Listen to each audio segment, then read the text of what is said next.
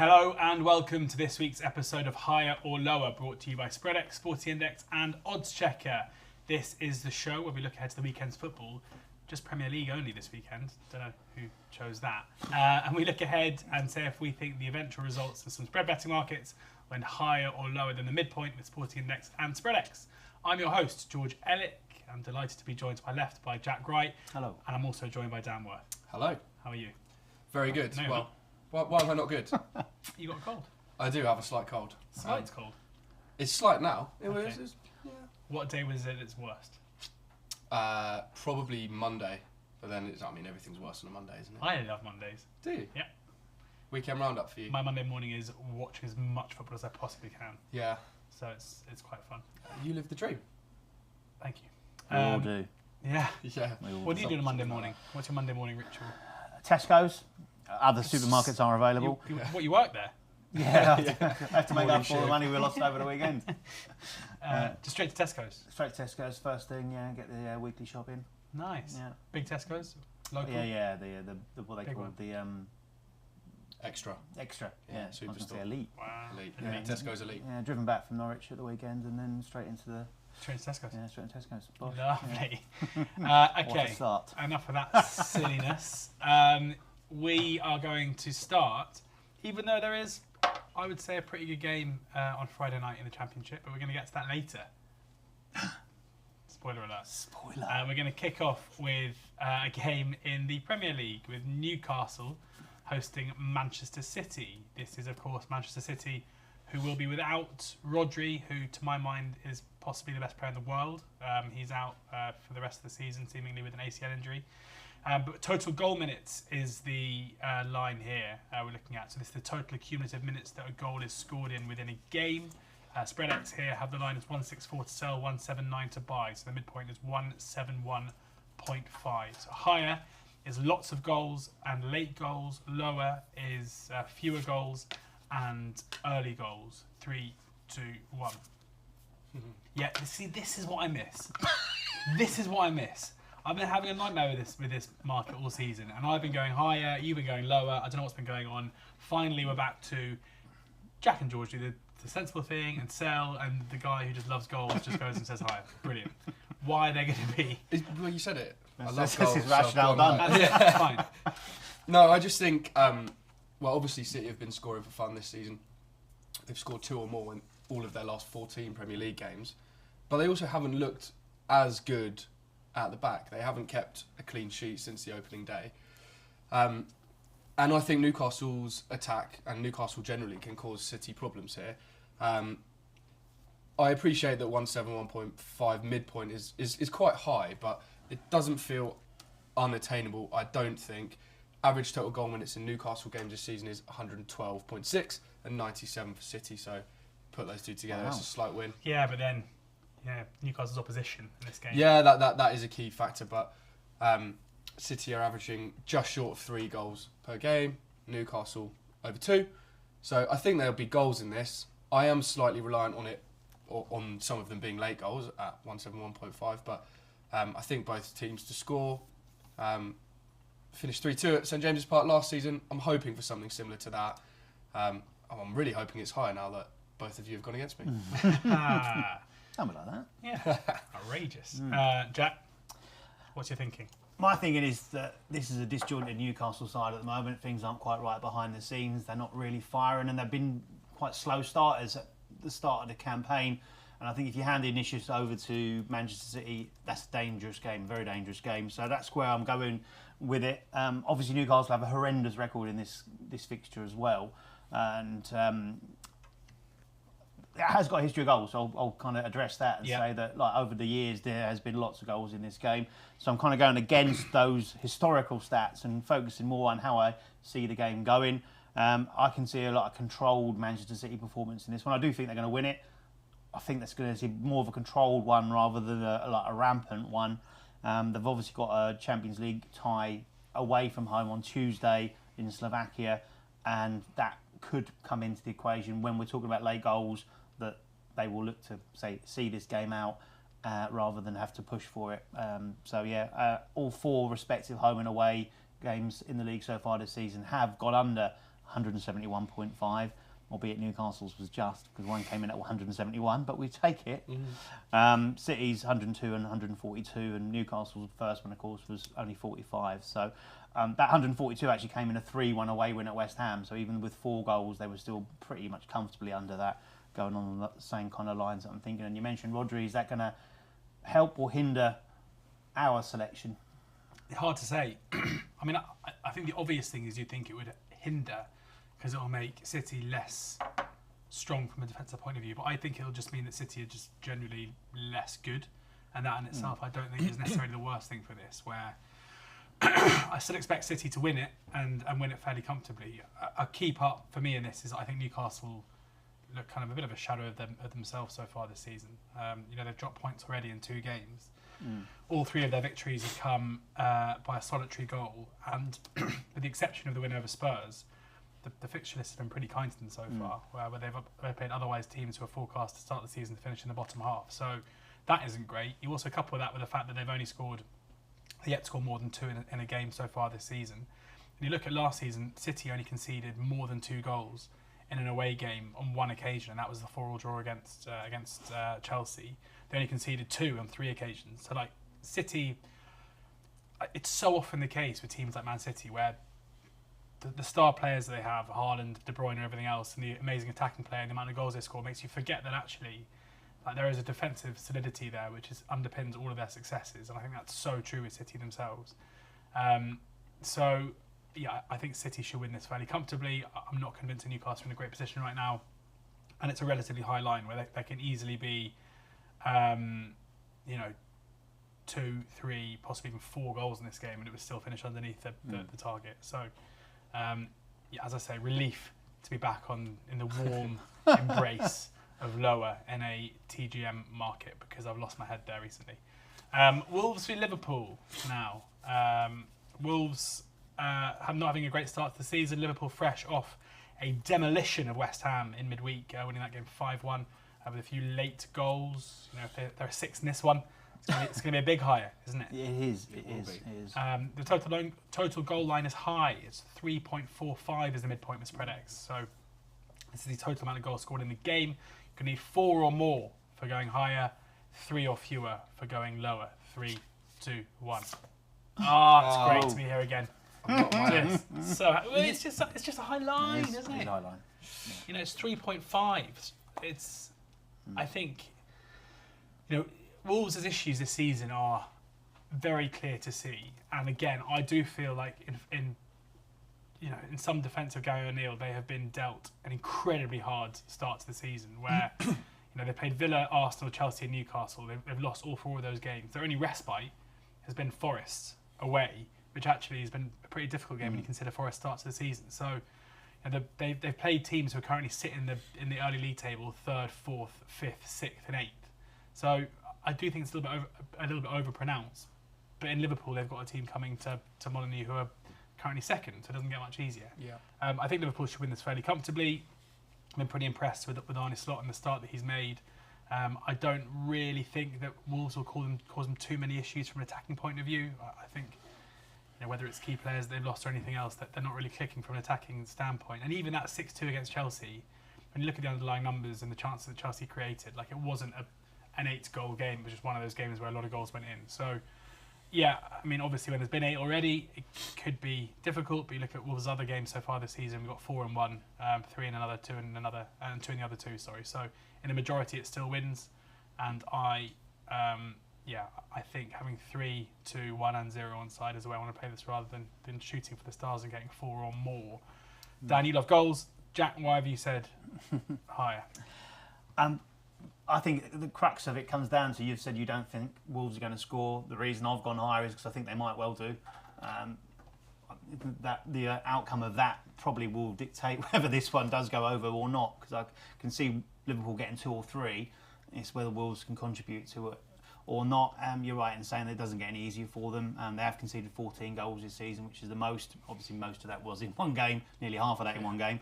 They've also got the longest run of Premier League games without a clean sheet, with 17 so far, joint with Southampton currently. They are weakened, having sold arguably their 2 best players. They've also picked up a couple of injuries as well.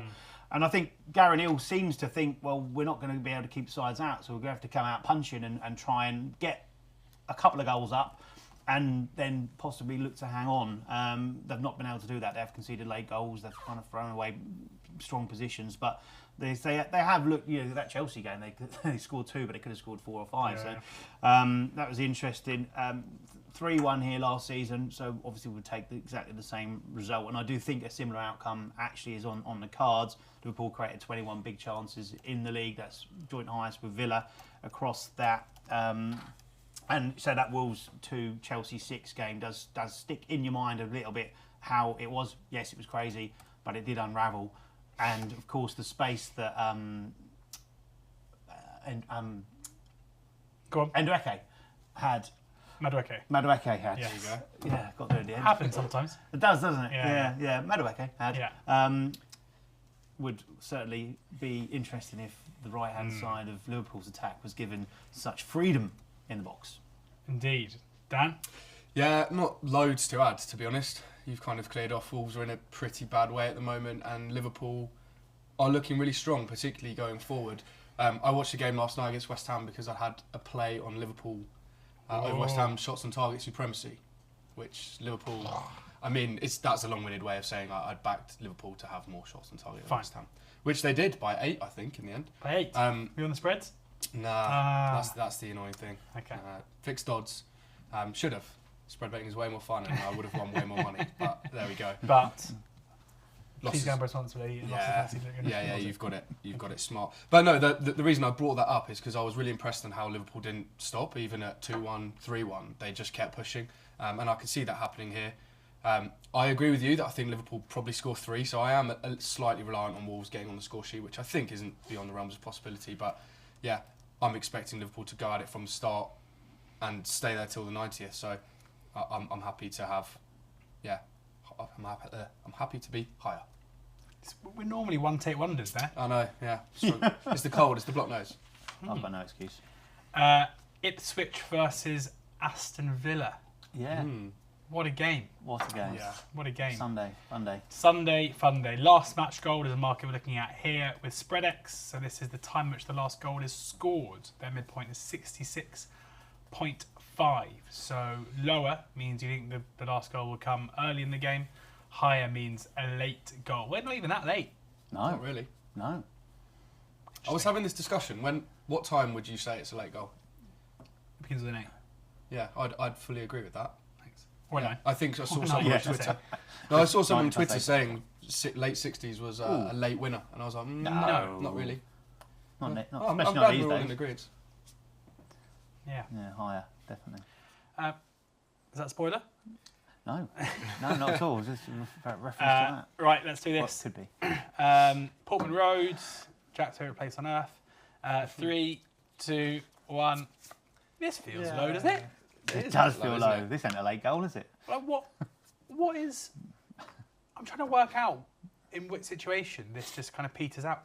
I didn't use it as a verb. No. Where, like, obviously Villa are the favourites for this game, and the likelihood is that Ipswich are chasing it. In which case, you think that Villa will cause a massive issues on the break. But Ipswich themselves, not a bad attacking side, and at home, score a lot of goals. And games at Portman Road are generally, even though I've gone wrong twice on this very show by getting involved in Ipswich goals, I still am sticking to my guns. And there will be some crazy games at Portman Road this season where goals go very high. Or Ipswich are ahead, and it's Villa with like wave after wave of attack. I don't see why this would be cagey. I just don't really understand. And this has been a fairly consistent thread throughout Ipswich's season so far, which is, as I said, kind of gone to script, where the goal lines all seem very low for a team that normally see a lot of goal action. I think the perception is they're not going to score too many, but I just don't think that's right. So I think both teams here, regardless of game state, will have a lot of opportunities in the last. It's half an hour. If you think average added on time, injury time this season must be over 5. You'd think so. This is half an hour of football we got on our side here. Yeah. Dan? Yeah, I just agree with everything you said, which Thanks, is probably the first time since we met. Ever. No, I'm just joking. But yeah, I guess the only worry is that Villa might have this wrapped up. But as you say, even if they are 2 goals up, like Ipswich aren't just going to stand off and accept defeat. They're going to keep going till the very end. Yeah. Like the rationale really is it just feels way too low. Plus, one thing, this is a bit of a silly thing to say, but it's the only thing I can really add. John Duran, like he's insane, and then chances are he'll only just be coming on at the 66.5. So 6.5, 66.5th minute. Yeah, I'll be watching it. Nice. I probably would back lower time of John Duran's arrival, but yeah, he's in fine form at the moment. So you have Watkins. He's a really good player. Yeah, he's really interesting. I actually saw our good friend Dan Bardell tweeted that he was speaking to Darren Bent, and he said he's in the top 5 strikers in the Premier League at the moment. And I just don't think that's. I think I love Dan very much. Yeah. I think and it's not him saying it as well. Yeah. Darren Bent's a nice guy. I've worked with him before. Really? But some names. The incessant need to rank and rate things, I find, he's really good. Yeah. But we don't have to say he's top 5 strikers in the Premier League, do we? We don't have to say anything. I think if you're going to do that, you need to give me your top 5. Yeah. And then justify it. Yeah. No, you're right. I'm not saying that. Or you just say he's the best, and then you don't have to list it because everyone knows all the other ones. Yeah. I mean, he's definitely not the best, is he? I don't know. He's top 5 at the moment. Because Erling Haaland. Yeah, he's pretty good. He is good. Sorry, rant over. Jack? That's one in the top 10 rants that you've ever done on the show, I'd say, Do you think? George. Yeah, I'd certainly say so. But then you have to give him the other 9. But Dan's not the target, he didn't say it. So it's fine. I don't want Dan to think I'm having a go at him. No, I'm sure he won't. Darren, though. You don't. Yeah, coming for you. Yeah. This is the Darren Bent derby. Yeah. Yeah. So yeah, Villa, and I mentioned it in the previous market, Liverpool were tied at the top for big chances created. They are tied with Villa. So they've started to take them as well. I think at the start of the season they were just a little bit profligate, but now they have certainly hit their straps. Say tough fixtures for Ipswich at the start of the season, but they have been conceding the most big chances in the league and second as far as expected goals against are concerned. Also 0.16 expected goals per shots as per WhoScored.com stats. So that's the most I think second most in the league behind Everton. So as far as the goals are concerned, what I'd end on here, so I think this is of the markets that we've been scheduled to talk about, this is by far and away my strongest pick. Yeah, absolutely. Ipswich 90+5 obviously last weekend. Yeah. They've also had an 88th minute goal in one of their games. But Villa's stats are absolutely bonkers, isn't it? 73, 88, 90+4, all in one game. 76, 73, 67 and 77, and 79. So every single game's had at least one goal, clearing this quite comfortably. So yeah, they're just, as you said, have you pitched the game and either game state, this is a winner. Right, on to a big one on Sunday afternoon. Crisis Club, some would have you believe, Manchester United hosting Tottenham. What? Crisis Club. Don't laugh at a team's play, especially in your position. Mate, I'm not laughing at their play. It's not that drastic, is it, Man United? I'm looking forward to that being cropped up Some later. say. Some would say. I don't. I mean, you're about to see what I think. What do you think? Right, let's find out. Top 10, aren't they? Top They 10. host Tottenham at Old Trafford. This is the supremacy market, so the amount of goals by which the favourite will beat the underdog. And Manchester United are marginal favs here. 0.2 is the supremacy midpoint. So lower here is a Spurs win or a draw. Higher is a United win. This is a Sporting Index. 3, 2, 1. Well, Man United are in dire straits, aren't they, as you just said? Goodness me, I was not expecting that. Some might say. You surprised me. Go on. That one a dire straits, huh? No. No. He said dire straits. Oasis, Manchester. Oh, right. Yeah. No. Cool, wow. Yeah. Yeah. You don't get money for nothing, do you? No. There you go. That was better. Right. It's going to be a draw. It's going to be a draw. Yeah. What happened to your big predictions the other week where you basically said what you thought was going to happen every game? Going to be a 1-1 draw. Right. I honestly, I just don't know about Man United. I don't get them. I really don't get them. They're that Gattuso meme, aren't they? Sometimes maybe good, sometimes not so much. They've really struggled in front of goal. in the league. Like, they've created chances, and I even spoke, like, I'm pretty sure last week about how it's all starting to click for them. Maybe I was blinded a bit by the win over Barnsley. And I just think Tottenham are pretty good, but also not super convinced by them yet this season. So I'm going back to the old tactic, really, of getting the draw on side, albeit it's not worth very much to me profit-wise if it is a draw. I just need a green tick by this selection. So, yeah, I think the likely result is a draw. I'll go with 1-1 if I'm pushed, but lower for me here. Jack? Yeah, a tough one, I think. But United were decent against Palace. Arguably should have won that. Good performance from Palace goalkeeper there. And you're right, Dan, they do continue to create plenty of chances without taking them. You'd assume with the players that have got at their disposal, it's going to click at some point in time. Another huff and puff performance from them last night. I thought they were right. I watched the first half, to be fair. And defensively, they were relatively poor, although Twente didn't have loads of opportunities. They missed quite a good chance within 10 minutes. But I thought United were the better side. My take on this is that it's just a complete variance at its most pure. This where United have been way, way worse than their results have suggested they have been for the last 18 months. Yeah. And everyone's been saying we're all right, we're getting somewhere, but actually they've been bad. Yeah. Whereas I personally think that their performance level in the last 6 weeks has been way better than anything we'd seen under Ten Hag before. Yeah. But suddenly now the goals aren't going in, they're not being as clinical, and teams aren't being, and teams are being more clinical against them, having been so wasteful in the past.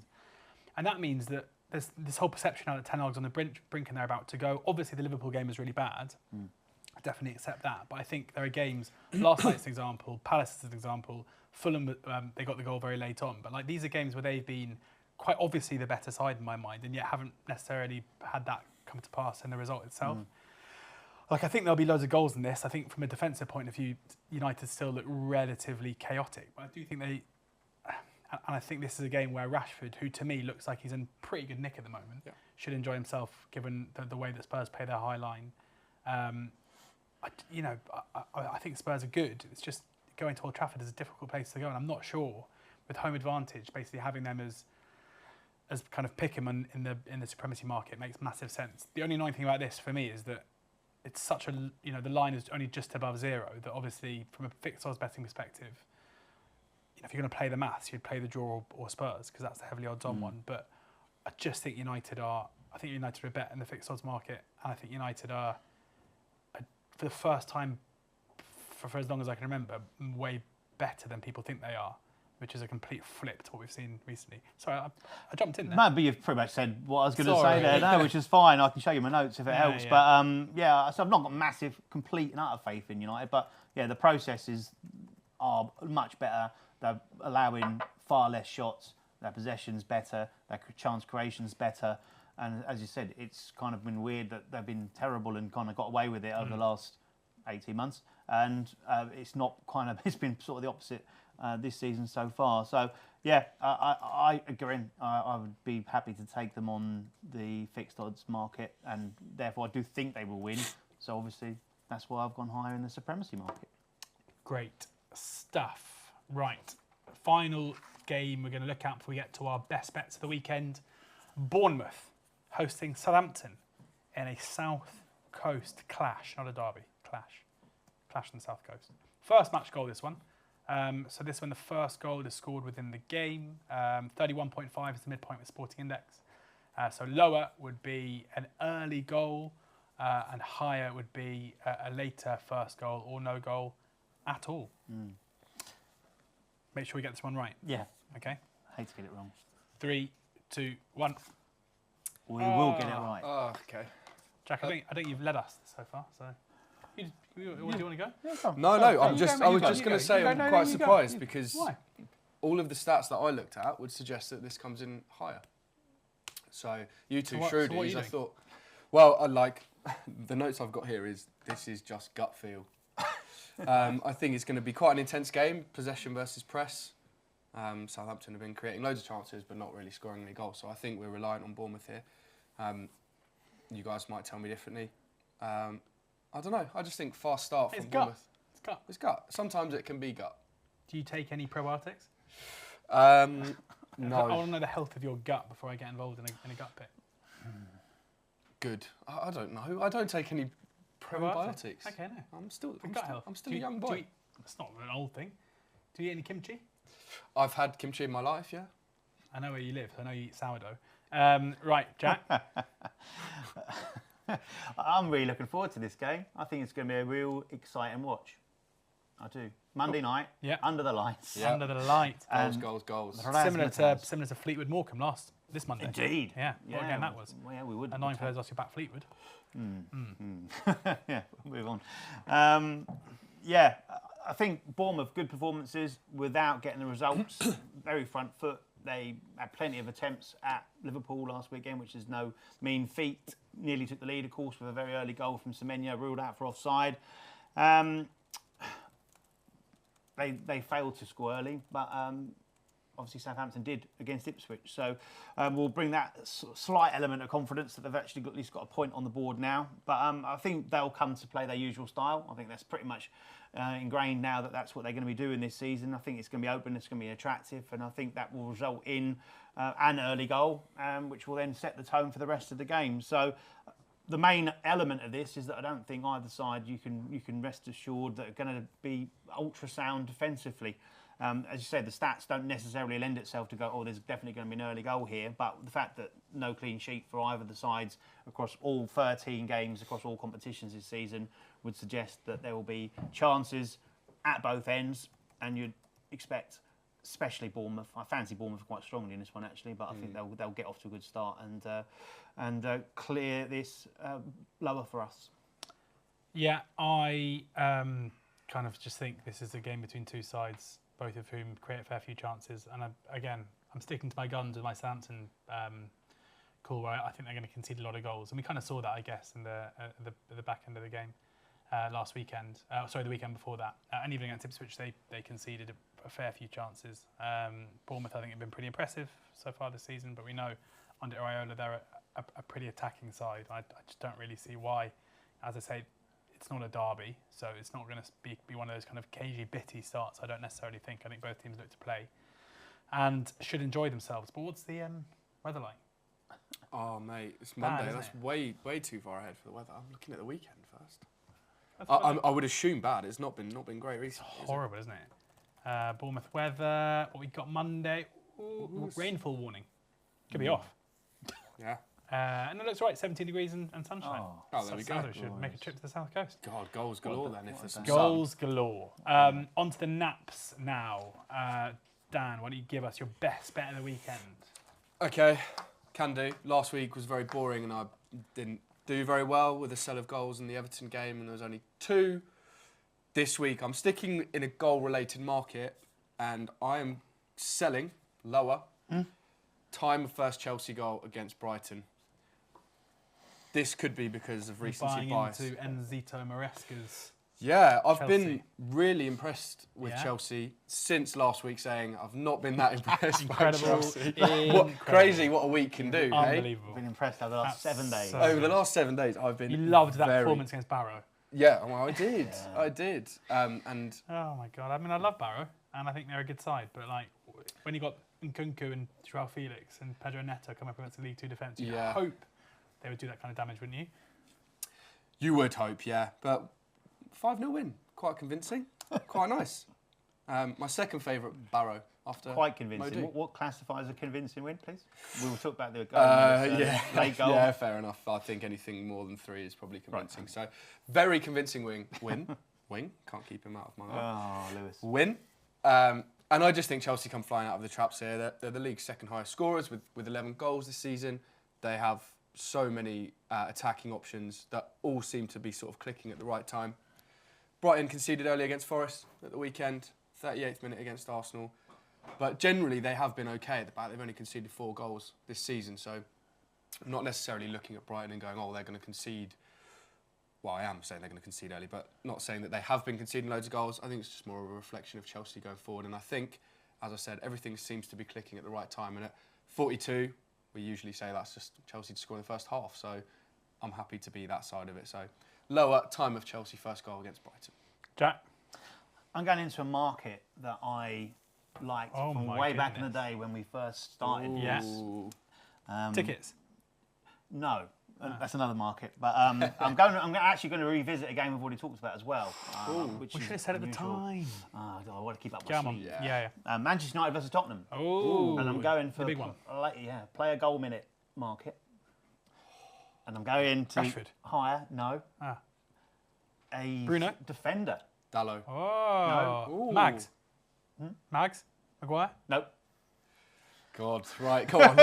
Martinez? Who's going to start at the back? Mazraoui. Matthias de Ligt. Okay, fair enough. Yeah, so Delictful. I used that pun actually when I wrote about it during the week. The Nice. delightful for delict. But Recycling tips, are we? was it? No, it's a different one. Different Just on a theme. Yeah. You know what I mean? Yeah. And when you've got a name you can pun, you've got to use it, Yes. haven't you? Regardless if he's even included in the Right. article. So anyway, Spurs struggle to defend set pieces. That's basically the theme of it. And in Delit, Man United have clearly got a target that they're aiming for from such situations, as proven in the last couple of games where he's had 5 attempts at goal, all of which have been on target. And he has scored once in that very small sample size. But as I said, the main area here is looking at kind of perfect storm and looking at Spurs' defensive work at set pieces. 39 shots they've conceded across the season so far. 18 of those have come from set pieces, which is the highest shot percentage coming from that source. They've conceded 2 goals from set pieces of their 5. That's the third highest amount of goals from set pieces this season, behind Southampton and Wolves. And their expected goals is the kind of issue here. 2.1 is their expected goals from set pieces. Again, third, only behind Southampton and Leicester. But it is the high quality of those chances they're giving away. So it's not just kind of half chances stretching at the back post. These are solid, decent chances that they are conceding. So with all that information cobbled together, the midpoint here, which I forgot to mention at the top of it, is 4.5. I'm waiting. Nice. So what I do like in these markets, as you remember, is low risk, high reward. So if he scores at any point of time, well, for this show, after the 5th minute, we're in. I think the actual line is 6. So if you are buying this line, then anything made up over 6, you're in profit. But you know that the worst case scenario is 6 times your stake as a loss. Cool. That's it. My one, Friday night football, under the lights, Argyle-Luton. And I'm going to buy Luton headed goal minutes at 27. Oh, I like it. For loads of reasons. Come on. So let's start with set pieces. Yeah. Argyle have the 3rd worst XG against from set pieces in the Championship this season. A side who are not good at defending their box from set pieces. Couple that with Luton's obvious proficiency from set pieces and the fact they've got players such as Mark McGuinness, for example, towering centre-back, such as their strikers Elijah Adebayo and Carlton Morris, who are both very good in the air. That is one form where I think they can hurt Argyle. Add to that their means of attacking Luton's is to get the ball wide and get balls in the box consistently. So from open play, they'll be dangerous. And that is reflected where if you look at Elijah Adebayo, who has yet to score a goal this season, but I think is very, very much due, he's already had 7 headed shots this season, with totaling an XG of 1, 2 of which have hit the woodwork, and a 3rd one was tipped over the bar. Like, he is due to score with his head as well. So you've got one of the most dominant attacking aerial players due a goal himself, who is getting on the end of crosses consistently and is basically being unlucky in that he hasn't scored a header yet. You've got a team who attack, getting balls in the box wherever possible, who are very proficient from set pieces, up against a side who are one of the worst in the league at defending from set pieces. And not only do I think Luton could score a header here, it wouldn't surprise if they score, if they were to win this by a few, which they definitely could given Argyle's start, they could score a few headers. Multi-headers. And then, I looked to the SMMs, which is the super, where but I think we'll just stick to this one where I don't want to sacrifice another 10 points for it, because even, if we manage to get 2 on the board, we'll be doing okay. So yeah, how's that for a rogue one? I love it. Thank you. I love that a lot. Thanks. How many headed goals has Luton scored this season in the Championship? I don't know. You tell me. 0. Well, yeah, exactly. That's why, do you not It's true. Yeah. Do you not listen to me? Yeah. No, I'm only saying it to back you up, mate. Do you not? I listen. They haven't scored many goals this season. Full stop. Yeah, that's very true. They've 16 headed shots, though, right up the top. There you QPR go. top. With Where did you find those stats? WhoScored.com, the There you only go. place for football stats. The best place for football stats. Yeah, exactly. There we have it. That brings this week's episode to a close. Thank you very much to Jack and to Dan for sharing their thoughts and tips, and in Jack's case, insight into this weekend's games. We'll be back again next week, so stay tuned for that. But make sure you click on the link below for a new customer offer with SpreadX and Sporting Index. If you haven't already got an account, T's and C's do apply.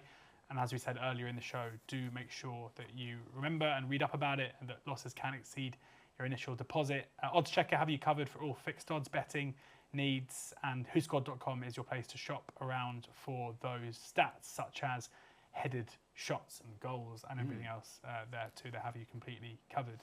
Enjoy the weekend's football, starting off Friday night under the lights, remember, and we'll be back again next week. Please do ensure that you're gambling responsibly.